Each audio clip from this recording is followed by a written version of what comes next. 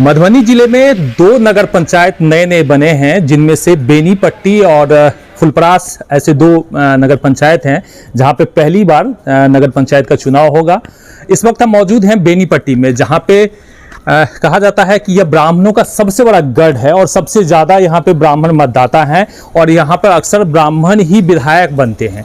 लेकिन इस बार मेयर का जो सपना है, ये नगर पंचायत के जो मुखिया होंगे वो बनने का जो सपना है वो ब्राह्मणों के लिए शायद संभव नहीं है, क्योंकि यह सीट अति पिछड़ा महिला के लिए आरक्षित कर दिया गया है।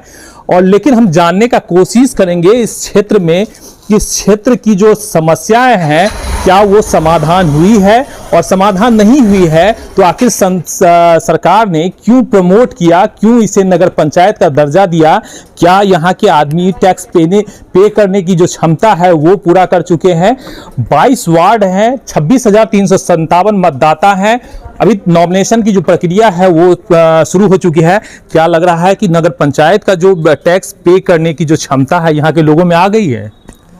देखिए, अभी तो नहीं आई है, क्योंकि जब तक चुनाव का पूर्ण नतीजा के साथ किस तरह का ये विकास होगा, क्या काम करेगा, तो उसके बाद ही कुछ कहा जा सकता है। नगर पंचायत का जो विकास है, इससे पहले छोटा सा हमने देखा कि कार्यालय भी है, विकास कुछ हुआ है नगर पंचायत बनने से पहले? जितना विकास हुआ है उसको काफ़ी तो नहीं कहा सकता है, लेकिन ये भी नहीं कि नहीं हुआ है, थोड़ा बहुत हुआ है और अभी आगे चल रहा है। लेकिन अभी और ज़्यादा विकास की आवश्यकता है। नगर पंचायत के योग्य विकास नहीं कहा सकता है इसको। आपने बहुत ज़्यादा जो है वो पंचायत जो है उसको भी देखा है, बेनीपट्टी को काफ़ी कवर आपने किया है। लग रहा है कि बेनीपट्टी का जो डेवलप होना चाहिए वो डेवलप हो चुका है, क्योंकि जैसे ही ये नगर पंचायत की कैटेगरी में आएंगे तो ग्रामीण क्षेत्रों को सबसे ज़्यादा नुकसान होगा। देखिए, जहाँ तक विकास के पैमाने की बात कर रहे हैं कि विकास हो गया है तब जाकर के नगर पंचायत का दर्जा मिलना, तो यहाँ पे संभावनाएं विकास की बहुत ज़्यादा अभी भी हैं, इसीलिए उसको नगर पंचायत दर्जा दिए जाने की मांग उठ रही थी। जब हम लोग जिक्र करें नगर पंचायत बेनीपट्टी का जब गठन हुआ है तो उस समय में पहले लॉट में नहीं बना था। दूसरी बार जब विवाद बढ़ा, जब विधायक पे दबाव बना था, संसद पे दबाव बना था, तब जाकर के सरकार ने दूसरा सर्कुलर जारी करके बेनीपट्टी को नगर पंचायत का दर्जा दिया था। यहाँ पे विकास की संभावनाओं की बात करें तो बेनीपट्टी नगर पंचायत में सबसे बड़ा देखने वाली चीज़ ये है, जो पॉइंट आउट किया जा सकता है विकास के पैमाने को लेकर के, कि बिहार का सबसे बड़ा, दूसरा नंबर का सबसे बड़ा ऐसा प्रखंड है बेनीपट्टी, जहाँ पे सबसे अधिक प्रखंड है, पंचायत है, 33 पंचायतों का यह प्रखंड था। और विकास के पैमाने पर ये कहें कि बहुत आगे है, ऐसी स्थिति नहीं थी। तो उसके बावजूद भी इस मुख्यालय में अभी तक ना तो बस स्टैंड है, स्वास्थ्य की सुविधा बद से बदतर हालात में थी। हालांकि अभी 100 बेड मंडलीय अस्पताल का उद्घाटन होने वाला भी है, तो ना यहाँ पे बस स्टैंड है। यहाँ पे नाले की बात करें तो नाला की सुविधा नहीं है। बावजूद भी ये मुख्यालय, प्रखंड मुख्यालय है, अनुमंडल मुख्यालय है, रजिस्ट्री कार्यालय, यहाँ पे कॉलेज है, हाई स्कूल है, बहुत सारे सरकारी स्कूल, प्राइवेट स्कूल, बहुत सारी चीज़ यहाँ पे उपलब्ध है। लेकिन जो मूल चीज़ों होनी चाहिए कि सड़कों पर अभी भी पानी बहती है, नाला का पर्याप्त व्यवस्था नहीं हो पाया है, नाला बना है लेकिन बंद पड़ा हुआ है।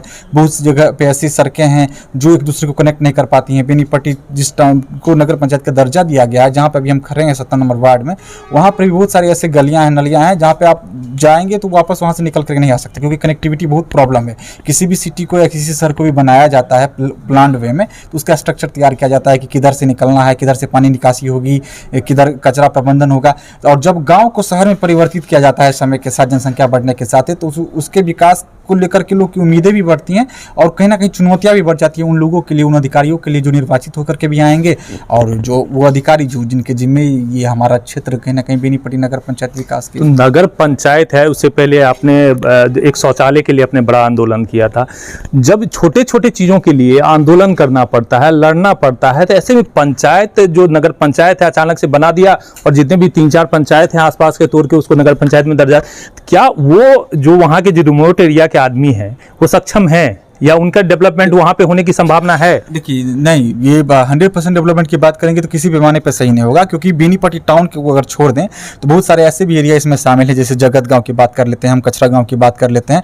तो ये इंटीरियर एरिया है, ये किसानों का गढ़ है, जहाँ पे लोग अभी भी जो घरों पर रह रहे हैं, लोग जो पलायन कर चुके हैं वो पलायन कर ही चुके हैं, लेकिन जो लोग अभी भी घरों पर हैं वो कृषि आधारित जीवन यापन कर रहे हैं, वो धान बो रहे हैं, गेहूँ बो रहे हैं, उससे उनका परिवार चल रहा है। उनको तो नुकसान होगा, उनको तो स्वाभाविक नुकसान होगा, जैसे नगर पंचायत गठन होगा तो उनको केंद्र सरकार और राज्य सरकार से मिलने वाली किसान संबंधित किसी भी तरह का अनुदान, किसी भी तरह की राशि का मदद उनको तो नहीं मिलेगा, इससे उनका नुकसान होगा स्वाभाविक इंटीरियर एरिया में।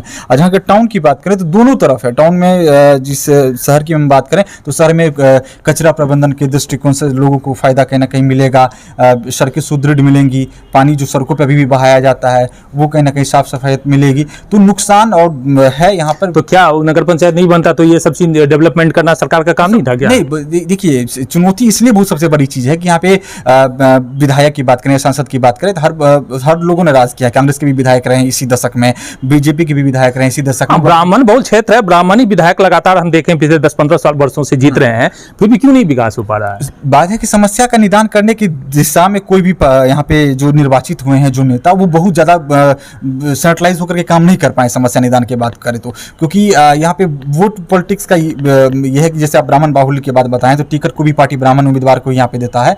बेनीपट्टी में नाला की अगर हम बात करें तो नाला बन करके लगभग में आधा अधूरा नाला बन करके तैयार 5-7 साल पहले हो गया, पूरा नाला अभी तक नहीं बन पाया, उस पर अभी भी पानी नहीं बह पा रहा है। लेकिन अगर उसको पूरा करने के लिए अगर कोई भी विधायक या कोई भी सांसद आते हैं तो उनको कहीं ना कहीं एक छोटी ही आबादी या कोई इसी एरिया के मतदाताओं से उनको कहीं ना कहीं भिन्नता लेना पड़ेगी या दुश्मनी लेनी पड़ेगी। इन सब चीज़ों को संभावना को देखते हुए मेरा वोट बैंक डैमेज ना हो इसके चक्कर में विकास के पैमानों को अवरुद्ध कर दिया गया है। बेनीपट्टी बस स्टैंड की बात करें, बेनीपट्टी बस स्टैंड उठ करके जो अभी सड़कों पर बस लग रही हैं वो बस स्टैंड अगर उठ करके चले जाएगा संसार पोखरा पे जो कि प्रस्तावित है, स्वाभाविक है कि यहाँ के कुछ दुकानदारों को नुकसान होगा। वो दुकानदारों से दुश्मनी ना ले, यहाँ के अधिकारी पदाधिकारी और यहाँ के नेता वो जानबूझकर इस दिशा में काम नहीं करना चाहते हैं, नाला निर्माण को अवरुद्ध करके छोड़े हुए हैं। तो बहुत सारी चीज़ें हैं जो वोट पॉलिटिक्स के चक्कर में विकास की धारा को बेनीपट्टी के को जो मिलना चाहिए उसको रोक दिया गया है। तो एक झुंझुना लगता है आपको दे दिया गया है, नगर पंचायत का झुंझुना बजाते रहिए, चूंकि सुनने में बड़ा ग्लैमरस लगता है, बड़ा फंड आएगा, लेकिन जो पीछे देखें इसके तो नुकसान काफ़ी ज़्यादा है, चूंकि बड़ा रिमोट एरिया है, इस साइड में किसान ही किसान दिखाई देते हैं। देखिए ये झुंझुना जो बेनीपट्टी को मिला है ना, ये बेनीपट्टी का नाम जो है ना, गाँव का नाम, यही नाम बहुत फेमस है और इसी फेमस के कारण इसको नगर पंचायत में दर्जा दिया गया है। तो क्या विकास होगा? कुछ नहीं होगा, आज से पहले भी नहीं हुआ तो अब क्या होगा? नगर पंचायत हो जाएगा तो लगता है कि झुंझुना ठीक से बजने लगेगा। देखिए एक बात तो हम सही मान सकते हैं कि इस बार जो चुनाव होगा वो जनता के वोट से होगा। तो जो वार्ड को खरीदा जाता था 5 लाख में 10 लाख में, तो इस बार नहीं खरीदा जाएगा। तो हो सकता है उस पैसा, मुखिया भी तो डायरेक्ट ही बनते थे लेकिन काम नहीं करते थे, जातीय के वोट पे जीतते थे। इस बार भी तो वही होगा, जातीय समीकरण में उलझा रह जाएगा। तो मानसिकता जातीय से कहाँ निकल रहा है कोई? लेकिन ये नगर पंचायत जो बना है तो कुछ तो विकास होना चाहिए। लगता है जातीय मानसिकता से लोग निकल रहे हैं। जरूर इस बार कोशिश होगी। तो हम तो देख रहे हैं कि लोग इस बार भी जॉन बनियार की बात कर रहे हैं कि हम अपने आदमी को खड़ा करेंगे, अपने जॉन को खड़ा, ये सब बातें फिर हो रही है। तो कैसे अब निकल रहा है मानसिकता से? लोग वही ग्रसित हैं। ये तो ऊपर से ही आरक्षित कर दिया गया है।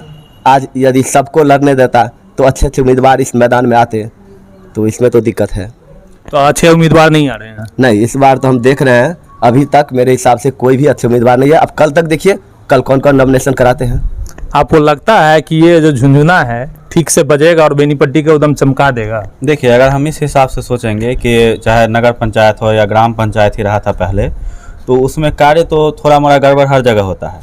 लेकिन अगर मान लीजिए चूँकि उम्मीदवार हम ही लोग चुनते हैं, कोई दूसरा तो चुनता नहीं है, हम ही लोगों के बीच में से कोई आता है। अगर जातिवादी मानसिकता की बात रही तो जातिवादी मानसिकता अगर आप कहिएगा यहाँ पे है, तो हमको नहीं लगता है पूरे भारतवर्ष में कहीं भी कोई कोना बचा हुआ है जहाँ जातिवाद नहीं है। हम ये नहीं कह रहे हैं कि कहीं नहीं है, हम लोग भी तो नहीं निकल पा रहे हैं ना, हम लोग भी तो यहीं के हैं। तो देखिए उसी को मैनेज करके अगर कोई उम्मीदवार ऐसे आते हैं जो वोट मांगते हैं और इस हिसाब से काम करने का बोलते हैं, जैसे यहाँ की सबसे बड़ी समस्या है नाला, ये आप भी देखे होंगे, आप आए होंगे तो देखे ही होंगे। विनोद नारायण झा मंत्री थे, भावना जी बड़े नेता थी, लेकिन कोई काम तो किए नहीं ना। तो फिर ये एक नया झुंझुना से क्या हो जाएगा? प्रॉब्लम क्या है ना कि उम्मीद तो जनता के हम लोगों को तो रखना ही पड़ेगा। लगता है नगर पंचायत होगा तो कुछ काम होगा, कुछ यही बस उम्मीद रख सकते हैं और क्या कर सकते हैं। इसके अलावा और विकल्प भी क्या है? क्योंकि देखिए अगर मान लीजिए उम्मीदवार किसी भी जाति के आते हैं, चाहे विनोद नारायण झा हो, भावना झा हो, वैसे दोनों ब्राह्मण ही रहे हैं, अन्य जाति के भी रहेंगे तो मे भी हो सकता है कुछ काम करे। वो अनुमंडल मुख्यालय है और काम 0 है। लगता है झुंझुना बजेगा नगर पंचायत का। देखिए, उम्मीद इसलिए थोड़ा बहुत रख सकते हैं क्योंकि यह जो क्षेत्र है, टाउन है, उसको 22 वार्डों में बांटा गया है, छोटा छोटा वार्ड बनाया गया है और फंड भी कहीं ना कहीं जनरेट किया जाएगा उसी जनता से और उसी का विकास करना है। और बेनीपट्टी जैसे ब्राह्मण बाहुल्य की बात करें तो पॉलिटिकली एक्टिव भी रहा है ये क्षेत्र, ये दबा हुआ क्षेत्र नहीं है और यहाँ पर बहुत आसान नहीं किसी भी योजना में घोटाला कर देना, क्योंकि लोग यहाँ पे सजग हैं। तो उम्मीद किया जा सकता है कि नगर पंचायत गठन हुआ है, चुनाव होने जा रहा है, चुनाव संपन्न होने के बाद लोग सजगता के साथ अपनी नागरिक जो दायित्व है वो बोध को निभाएंगे और कहीं ना कहीं उम्मीद कर सकते हैं कि जो हालात अभी है तमाम वार्डों के, तमाम इलाकों के, उससे बेहतर देखने के लिए हम लोग को कुछ महीनों में मिलेगा। ये नीतीश जी अब लास्ट जो है क्वेश्चन पूछ रहे हैं कि नीतीश जी कहीं जानबूझ के तो नहीं इसको कर दिए कि चलो अति पिछड़ा को दे देते हैं, ब्राह्मण बहुल है, एक ही सीट यहाँ पे जीत सकता है ब्राह्मण, तो चलो अति पिछड़ा को दे देते हैं। देखिए, यहाँ पे बड़ा अति पिछड़ा करते भी रहते हैं वो। यहाँ पे सबसे बड़ा बेनीपट्टी के पॉलिटिक्स में ये सबसे बड़ा एक तरह से झटका था जब आरक्षण रोस्टर बहाल हुआ और यहाँ को आरक्षित कर दिया गया बेनीपट्टी के मुख्य पार्षद और उप मुख्य पार्षद दोनों पदों को।